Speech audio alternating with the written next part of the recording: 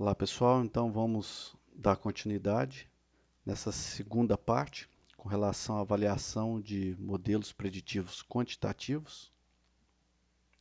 Então, recapitulando nossa ideia, eu quero construir um modelo para que a partir de dados espectrais e a minha variável de interesse, a variável que eu quero modelar, eu faço a entrada nisso no meu modelo e o meu modelo me reporte como resposta uma estimativa da variável do que eu quero determinar, que eu quero estimar, dado a minha variável espectral.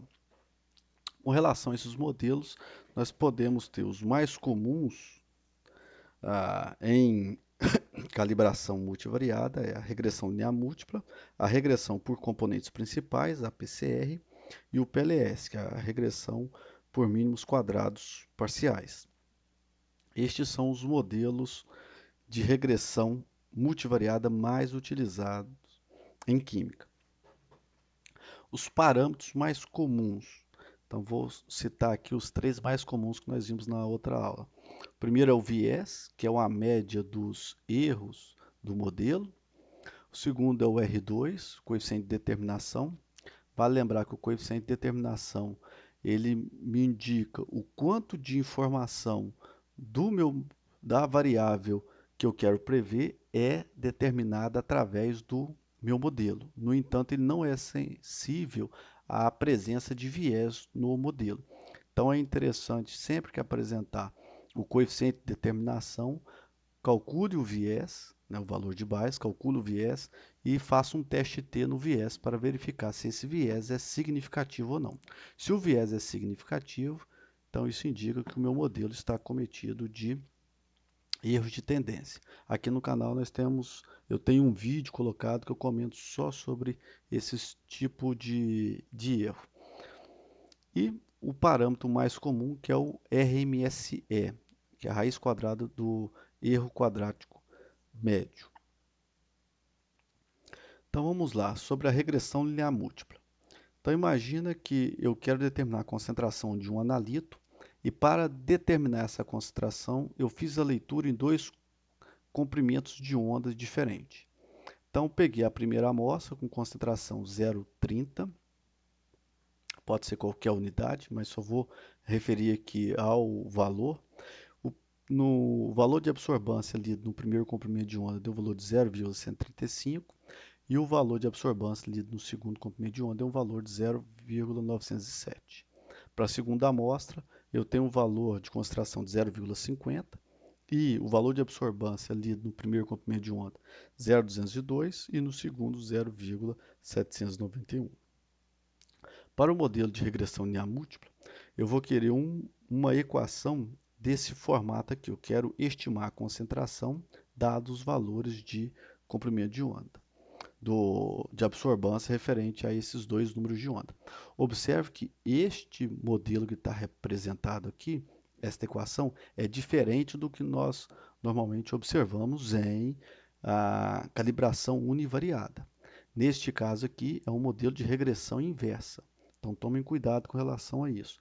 Sempre que nós utilizamos a regressão linear múltipla, não vou falar sempre, mas todos os trabalhos que eu já vi referente à regressão linear múltipla, eles trabalham como regressão inversa. Por que inversa? As variáveis dependente e independente são alternadas nesse local. Então, nesse caso, eu quero determinar a concentração do meu analito. Então, aqui é a minha variável y, os valores de número de onda e o valor de beta zero, que é o coeficiente linear, vai estar dentro aqui de x. E o que eu quero determinar são os valores dos meus coeficientes b. Então, aqui, nesse caso, a, a variável x vai conter os espectros e será a minha variável dependente. E a concentração, a minha variável independente. Por isso, regressão inversa. Para determinar o valor de b, basta o método mais utilizado, é o método mínimos quadrados ordinários simples, dado pela pseudo-inversa de x. Pseudo-inversa é calculado por essa equação, x transposta x calcula a inversa desse produto, que multiplica x transposto, ou seja, aqui faltou transposto, então multiplica x transposto vezes y. Escrevendo de forma direta esta equação, eu tenho o seguinte formato. Então, aqui para a primeira amostra eu tenho 0,30, que é o valor da concentração para essa amostra, a variável que eu quero estimar. Eu tenho o meu coeficiente linear e o coeficiente angular para o comprimento de onda 1 e o coeficiente angular para o comprimento de onda 2. Então, observe que aqui eu tenho 1, 2, 3 parâmetros a serem estimados, que é o parâmetro beta 0, beta 1 e beta 2. Quando eu pego a segunda amostra, os parâmetros beta 0, beta 1 e beta 2 se mantêm, porque são os parâmetros que eu quero estimar, e aqui eu adiciono os valores da concentração, a absorbância lida no comprimento de onda 1 e a absorbância lida no comprimento de onda 2. Então, observe, quando eu tenho somente estas duas amostras, eu tenho duas amostras e 1, 2, 3 parâmetros a serem estimados. Observe que na equação só tenho dois comprimentos de onda, ok? No entanto, na hora de otimizar, aparece mais um, que é o coeficiente linear. Então, eu tenho preciso estimar um parâmetro a mais do que o número de variáveis, o número de sensores que eu tenho nos meus espectros, ou na minha matriz X. Pois bem, então, com estas duas amostras, a pergunta é, eu consigo estimar os valores de beta 0, beta 1 e beta 2? Ou seja, consigo determinar esses valores? Esses valores de beta são estimados pelos valores de B. Eu consigo fazer isso? Então, vamos denotar aqui o que nós temos. O número de amostras, nós temos duas amostras, essas duas amostras que estou colocando primeiramente. O número de parâmetros do modelo, então eu tenho três parâmetros, beta 0, beta 1 e o beta 2. Vale relembrar, eu tenho um parâmetro a mais do que o número de sensores. Esse parâmetro a mais é para determinar o coeficiente linear. Então, se eu calcular o número de graus de liberdade da estimativa que eu fizer aqui, o número de graus de liberdade vai ser dado pelo número de amostras menos o número de parâmetros no meu modelo. Duas amostras menos três parâmetros tem o número de grau de liberdade menos 1. Isso aqui me indica que é um sistema possível de ser resolvido, só que ele é indeterminado. Por quê? Eu consigo estimar os valores de beta 0, beta 1 e beta 2, só que eu tenho infinitas respostas para essas estimativas. Ou seja, é possível fazer, só que ele é indeterminado, porque eu tenho infinitas possibilidades de combinações de beta 0, beta 1 e beta 2 que satisfaçam essas duas igualdades. Ou seja, na prática, então, é um modelo inviável. Isso que para mim não tem sentido, não faz sentido. Toda vez que o número de graus de liberdade for negativo, isso inviabiliza o meu modelo.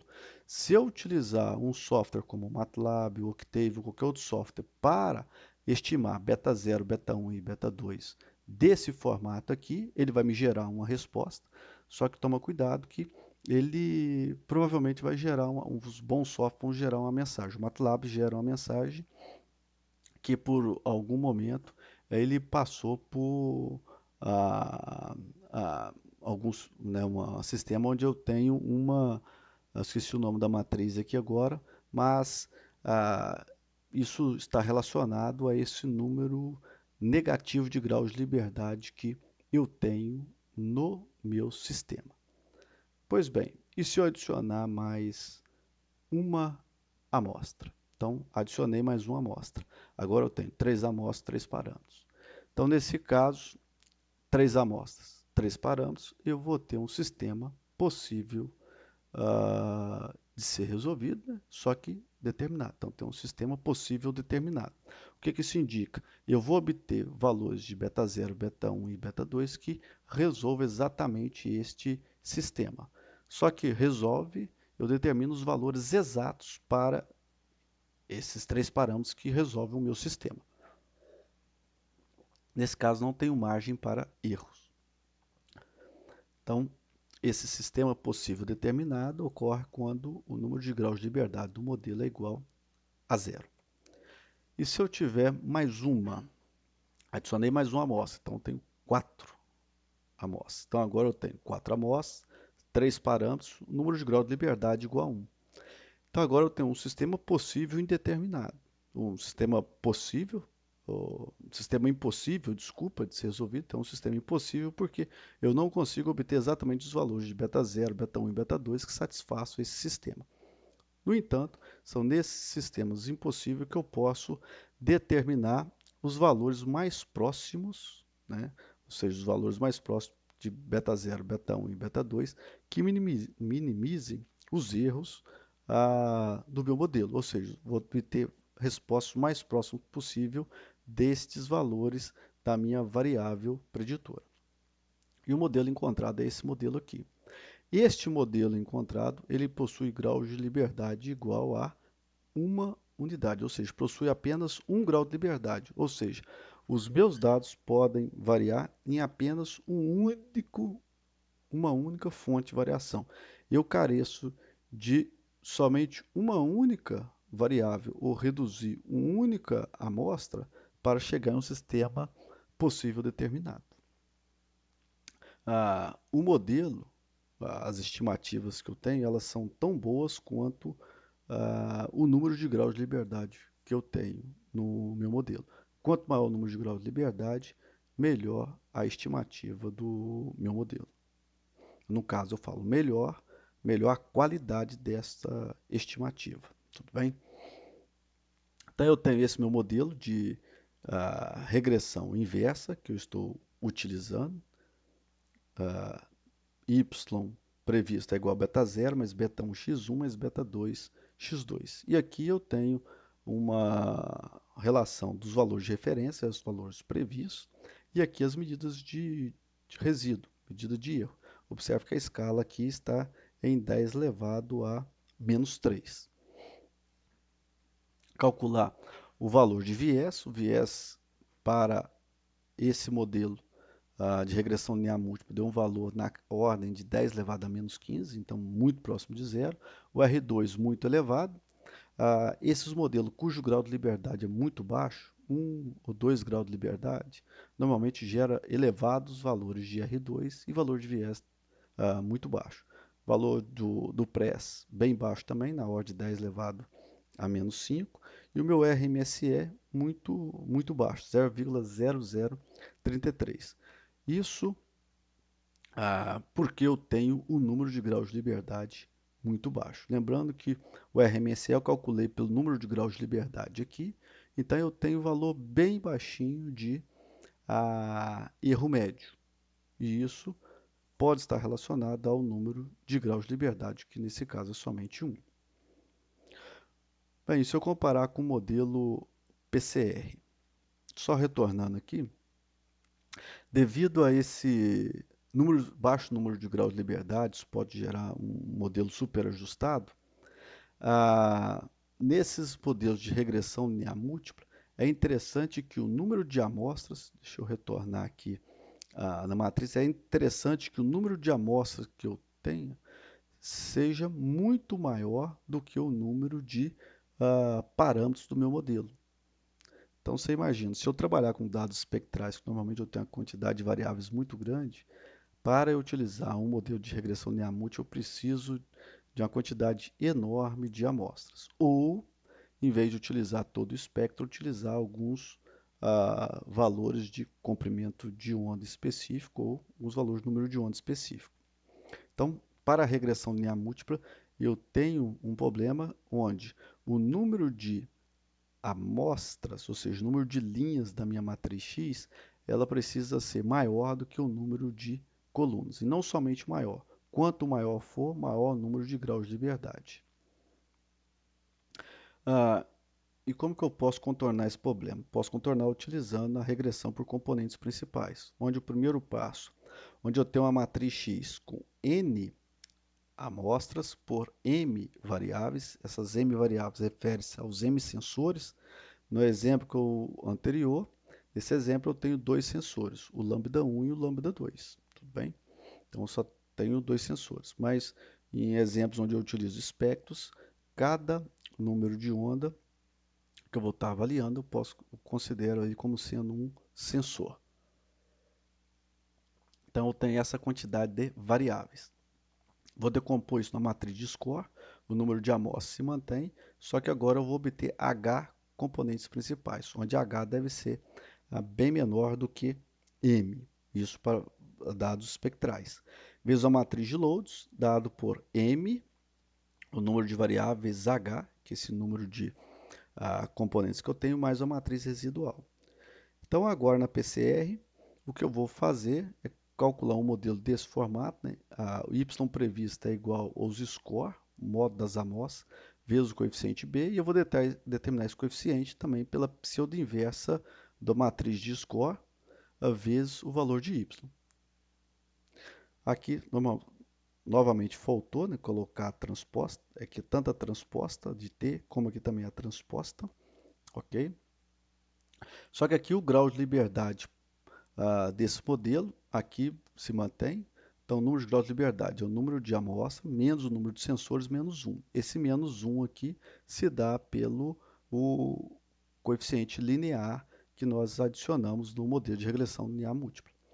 E aqui, para o modelo de PCR, eu vou utilizar o número de amostras menos o número de componentes principais, menos 1. Esse menos 1 eu vou adotar se eu centrei os dados na média. Se eu centrei os dados na média, eu adiciono esse menos 1. Se eu não centrei os dados na média, eu não adiciono esse menos 1, só utilizo n menos h.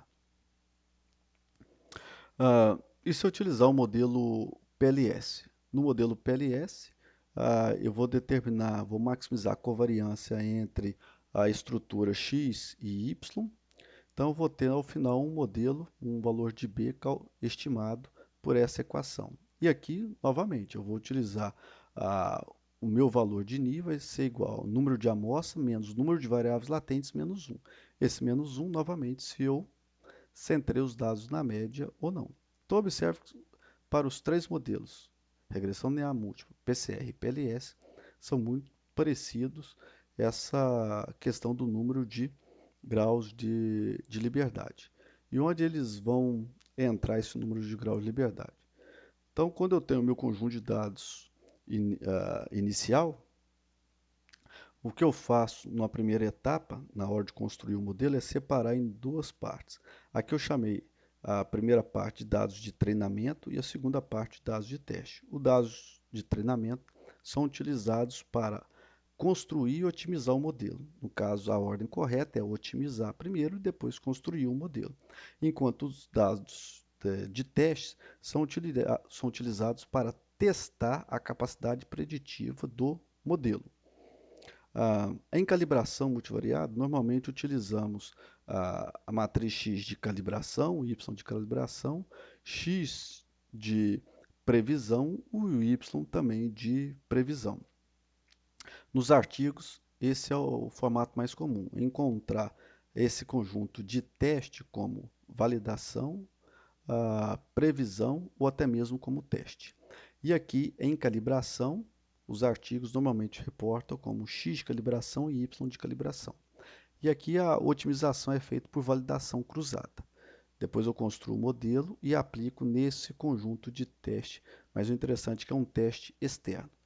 A outra forma de fazer isso é separar esse conjunto inicial em três partes.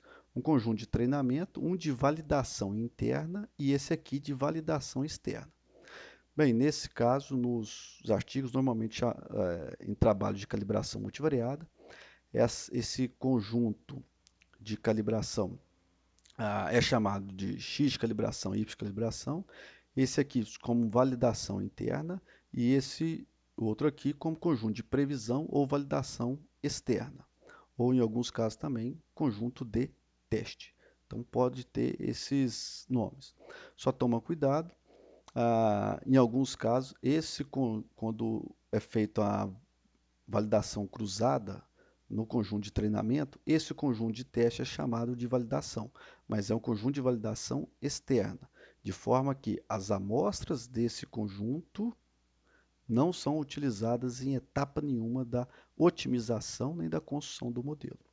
Então, que isso fique claro na hora que vocês forem ler os artigos da área de quimiometria.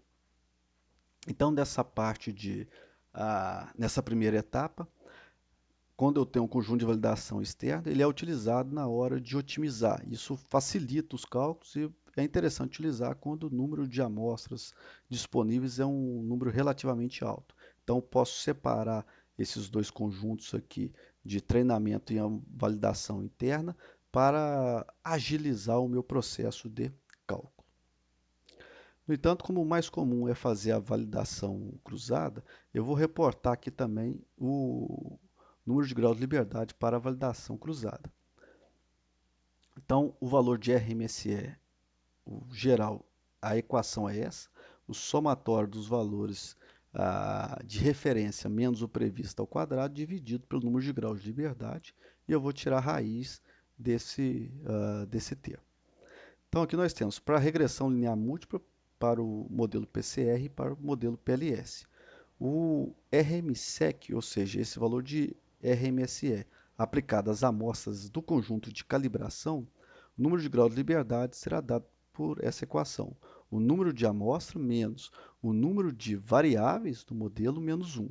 Esse menos 1 dado pelo o cálculo do valor do coeficiente linear do modelo.